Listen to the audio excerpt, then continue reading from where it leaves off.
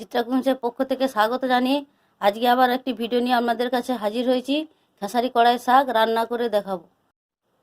আজকে আমি আপনাদেরকে রান্না করে দেখাবো খেসারি কড়াই শাক ভাজা। তার জন্য খেসারি কড়াই শাকগুলোকে মূলো শাকের মতো ছোট ছোট করে কুচি নিয়েছি, আর মটরশুঁটি নিয়েছি, আর শিমকে ঝিরিঝিরি করে দেখতে পাচ্ছেন পেঁয়াজের মতো কুচিয়ে নিয়েছি। এইগুলো দিয়ে এই খেসারি কড়াই শাকটা ভাজা করে দেখাবো। শিমটা যে ঝিরিঝিরি করে কেটে নিয়েছি, এতে লবণ আর হলুদ দিয়ে মাখিয়ে নেব।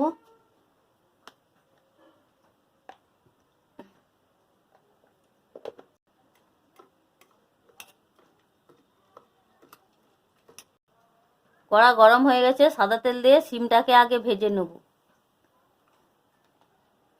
তেল গরম হয়ে গেছে, শিমটা দিয়ে দেবো।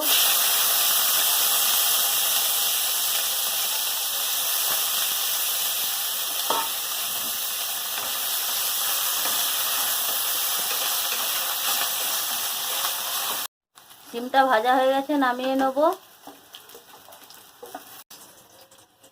শিম ভাজাটা নামিয়ে নিয়েছি, ভাজা হয়ে গেছে।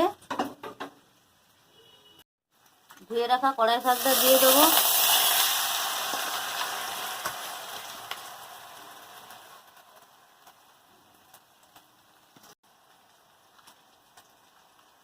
পরিমাণ মতো লবণ, হলুদ দিয়ে সবকিছু দিয়ে একে চাপা দিয়ে দিয়ে কিছুক্ষণ ধরে সেদ্ধ করে নেব। এর মধ্যে মটরশুঁটিগুলো দিয়ে দেবো।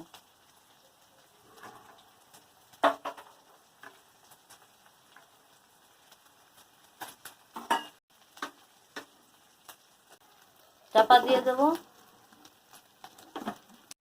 কড়াই শাকটা দেখতে পাচ্ছেন সেদ্ধ হয়ে জল শুকনো হয়ে গেছে। মটরশুঁটি দিয়ে করে নিয়েছি, এবার নামিয়ে নেব, ভাজবো। কড়া ধুয়ে বসিয়ে দিয়েছি, কড়া গরম হয়ে গেছে, তেল দিয়ে দেবো, সরষের তেল। ফোড়নে লঙ্কা, কয়েকটা গোটা জিরা, একটা গোটা পেঁয়াজ,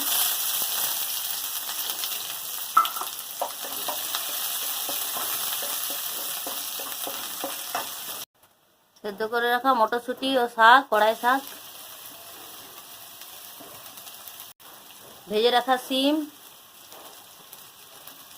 কিছু দিয়ে ভালো করে ভেজে নেব। দেখতে পাচ্ছেন আমার খেসারি কড়াই শাক ভাজাটা হয়ে গেছে। মটরশুঁটি খেয়ে দিয়ে শিম দিয়ে ভেজেছিলাম।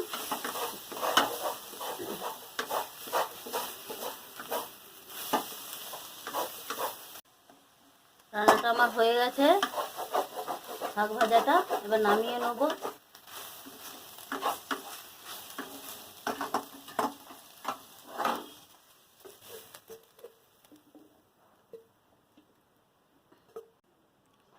এইখানে আমি আমার খেসারি কড়াই শাক রান্নাটা শেষ করলাম। আপনাদের যদি ভালো লেগে থাকে লাইক, কমেন্ট, সাবস্ক্রাইব করবেন। আরও আমি নিত্য নতুন রেসিপি নিয়ে আপনাদের কাছে হাজির হব।